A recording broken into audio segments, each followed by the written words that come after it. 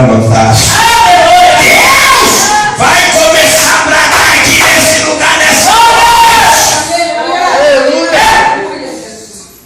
Glória a Deus.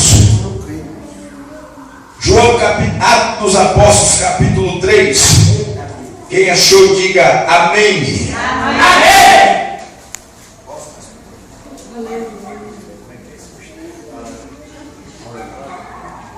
Glória a Deus. Pode por quiser. Diz assim: Pedro e João subiam juntos ao templo, a hora da oração, a nona. E era trazido um varão que desde o ventre de sua mãe era coxo, o qual todos os dias punham à porta do templo chamada Formosa, para pedir esmola aos que entravam. Ele, vendo a Pedro e a João que iam entrando no templo, pediu que lhe dessem uma esmola. E Pedro, com João, fitando os olhos nele, disse: olha para nós. E olhou para eles, esperando receber alguma coisa. Repete comigo: esperando receber alguma coisa. Ele disse: Pedro, não tenho prata nem ouro, mas o que tenho, isso te dou. Toda a igreja repete comigo: em nome de Jesus Cristo Nazareno. Em nome de Jesus Cristo Nazareno. Levanta e anda. Olha um pouquinho para o seu lado e fala para ele: levanta e anda. Olha para o profeta que está do seu lado e repete: levanta e anda. Nessa noite da presença, porque Deus vai guardar o seu favor. Está acreditando? É pentecostal. Tem lugar para Deus aí.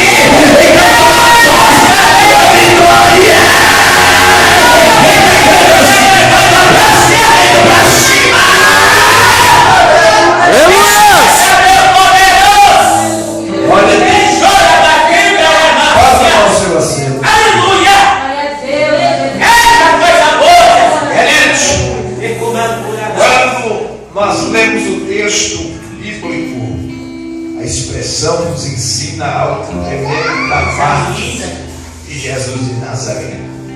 Existe uma diferença, meus irmãos, quando Jesus opera e quando ele usa o profeta para fazer o milagre. Aleluia! Quando nós olhamos para esta palavra, nós vemos algo tremendo. Se eu for navegar um pouquinho na Bíblia, eu vou lembrar que Jesus Cristo entrando na cidade de Jericó, operando milagre na vida de um cego por nome de Bartimeu. É tremendo esta passagem bíblica, quando Jesus Cristo entra com uma multidão na cidade de Jericó, num lugar onde não havia esperança para um homem que diante da sua vida carregava sobre ele dois tipos de doença, dois tipos de enfermidade. Como assim, irmão? Ele era cego dos dois olhos, essas duas milagres que Deus fez? Não. Além dele ser cego, ele era mendigo. Quando eu olho para a expressão bíblica, eu vejo este mendigo perdendo a esperança de viver. Talvez perdendo a esperança com o homem da terra, com o homem humano, com o homem de carne e osso. Mas a sua esperança estava voltada para aquele que criou os céus e a terra. Mas, queridos e amados irmãos, quando eu vejo Jesus Cristo entrando na cidade de Jericó, eu começo a ver que a vida de Bartimeu vai mudar. A vida de Bartimeu vai ser transformada. A vida de Bartimeu agora não vai ser da mesma forma, porque ele não terá mais encontro com o homem. Por que ele não vai ter um encontro com o homem? Posso dizer para você que naquela época, a pessoa que carregasse uma enfermidade como a que ele carregou, como que a mulher do fluxo de sangue carregou, não era bem visto em meio à sociedade.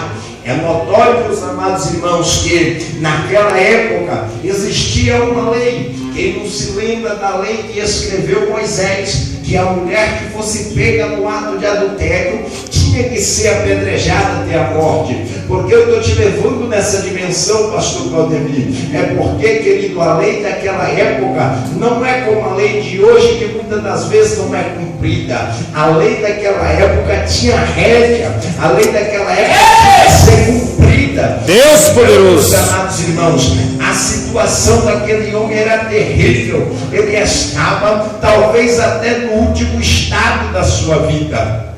Se você olhar para os dias de hoje, a pessoa que está no último estado de vida, talvez não seja o que eu vou falar, mas eu acredito que um homem e uma mulher, quando ele entra no vício das drogas, por nome de pedra, por nome de crack, acredito eu que ele está no último estado da sua vida. Mas tudo bem, eu não quero falar das leis que nós vamos tratar nessa noite. Eu quero dar algo tremendo da parte de Deus. Se nós formos navegar sobre a Bíblia Sagrada, nós vamos entender que Jesus Cristo de Nazaré, ele era o contrário do homem. Sabe por que eu estou dizendo isso? Preste bem atenção.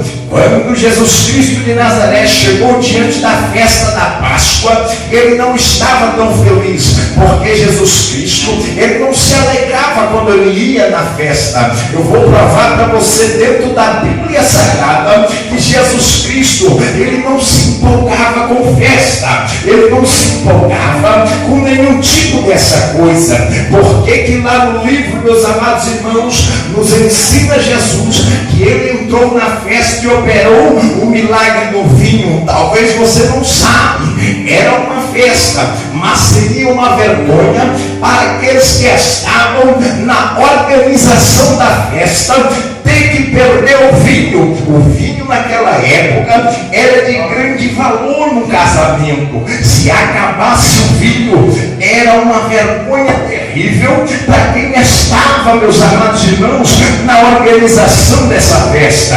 Então Jesus entra na festa e opera o sinal, o milagre do vinho. Esse é o primeiro sinal. Glória a Deus. Olha, meus irmãos, Jesus desce para o lugar, meus irmãos, que está lá no livro de João, capítulo 5, que se chama Tanque de Betesda. Eu vou provar para você que Jesus Cristo, quando ele chegava na festa, ele não se alegrava, mas quando ele chegava onde tinha surdo, cego, mudo, aleijado, rouco, Jesus Cristo de Nazaré. Olha, nós temos para a Bíblia Sagrada, nós vemos Jesus Cristo de Nazaré descendo, meus amados irmãos, para o tanque de Betesda. Quando ele se depara com aquela situação, deixa eu te dizer o que é tanque de Betesda. Era considerado pavilhões. A Bíblia nos relata, meus amados e queridos irmãos, que toda vez que o anjo passava e movimentava as águas, a primeira pessoa que estava na frente, meus amados irmãos, do tanque, ele era curado. Agora Jesus Cristo chegou num ponto crucial. Jesus Cristo chegou, minha irmã, que estava olhando para mim, numa situação que ele queria e gostava. O homem, meu irmão, ele ama estar numa festa, ele ama comer bolo, ele ama comer coisa boa. Oh, delícia! Quando chega aqui no aniversário do pastor Gedarias, que eu como salgadinho à vontade, oh, coisa boa! É aquele dia eu comi 6 pedaços de bolo. Oh, Jesus, é tremendo! Mas Jesus de Nazaré é o contrário de mim. Jesus, ele gosta de dar risada. É quando ele chega no hospital,